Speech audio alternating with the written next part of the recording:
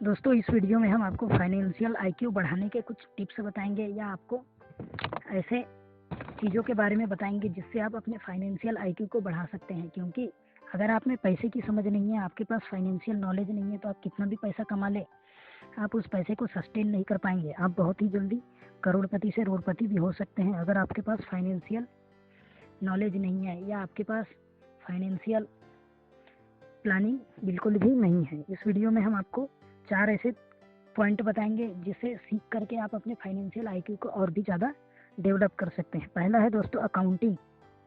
दोस्तों ज़्यादातर अमीर लोग अकाउंटिंग में एक्सपर्ट होते हैं या वो लोग अकाउंटिंग को इतना ज़्यादा समझ चुके होते हैं कि वो लोग अमीर बन सकते हैं। अगर आपको अमीर बनना है या आपको बहुत ज़्यादा पैसे कमाने हैं, आपको अपना बिजनेस से बहुत ज़्यादा अर्न करना है, तो आपको अकाउंटिंग समझना ही चाहिए। अगर आप अपने फाइनेंशियल आईक्यू को बढ़ाना चाहते हैं तो आपको अकाउंटिंग की पढ़ाई करनी चाहिए।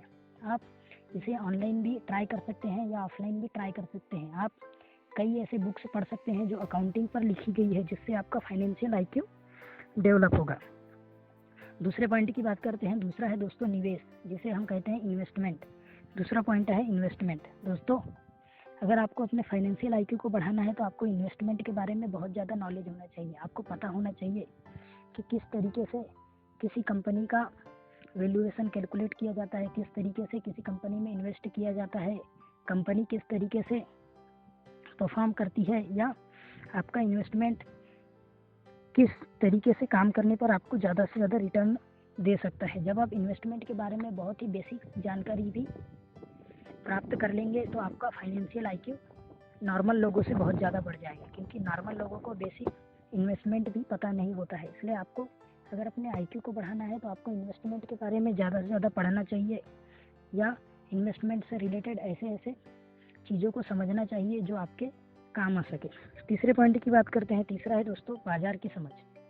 अगर आपको इन्वेस्टमेंट करना है तो आपको बाज़ार की बहुत अच्छी समझ होनी चाहिए, या अगर आप अपने फाइनेंशियल आईक्यू को बहुत ज़्यादा बढ़ाना चाहते हैं, आप फाइनेंशियली नॉलेज को और ग्रो करना चाहते हैं, तो आपको बाज़ार की समझ होनी चाहिए। आपको ये पता होना चाहिए कि दुनिया में इस वक्त क्या चल रहा है, स्टॉक मार्केट में क्या चल रहा है, या किस तरीके से इस दुनिया के सारे बिजनेस परफॉर्म कर रहे हैं। आपको ये समझना चाहिए कि लोगों की क्या डिमांड है, कस्टमर इस टाइम पर क्या ज़्यादा डिमांड कर रहे हैं और बाज़ार किस तरीके से परफॉर्म कर रहा है। जब आपको बाज़ार की अच्छी समझ हो जाती है या आप बाज़ार की समझ को सीखने लग जाते हैं, तब आपका फाइनेंशियल आईक्यू बढ़ने लग जाता है। अगर आपको फाइनेंशियल आईक्यू बढ़ाना है तो आपको मार्केट और बिजनेसेस के बारे में ज़्यादा से ज़्यादा पढ़ना चाहिए या ज़्यादा से ज़्यादा इन्फॉर्मेशन गैदर करना चाहिए। चौथे पॉइंट की बात करते हैं दोस्तों लॉ। अगर आपको फाइनेंशियल आईक्यू भी बढ़ाना है तो आपको टैक्स से रिलेटेड और कुछ लॉ से रिलेटेड जो आपके बिजनेस में या आपके प्रॉफिट में, आपकी इनकम में या आपके टैक्स में रिलेटेड होता है, उस चीज़ से आपको बहुत ज़्यादा ज्ञान लेना चाहिए। अगर आप अपने फाइनेंशियल आईक्यू को बढ़ाना चाहते हैं तो आपको टैक्स से रिलेटेड लॉ पढ़ने चाहिए। आपको ऐसे ऐसे कानूनी दस्तावेज बनाने चाहिए जिससे आप टैक्स का लाभ ले सके या टैक्स से बच सके। दूसरे पॉइंट की बात करते हैं जो है लूप होल इन लॉ। दोस्तों अगर आपको टैक्स बचाना है तो आपको कुछ ऐसे लूप होल ढूंढने चाहिए जो कानून में है, जिस तरीके से आप अपने टैक्स को बचा सकते हैं और आप बहुत कम काम किए ही अमीर बन सकते हैं।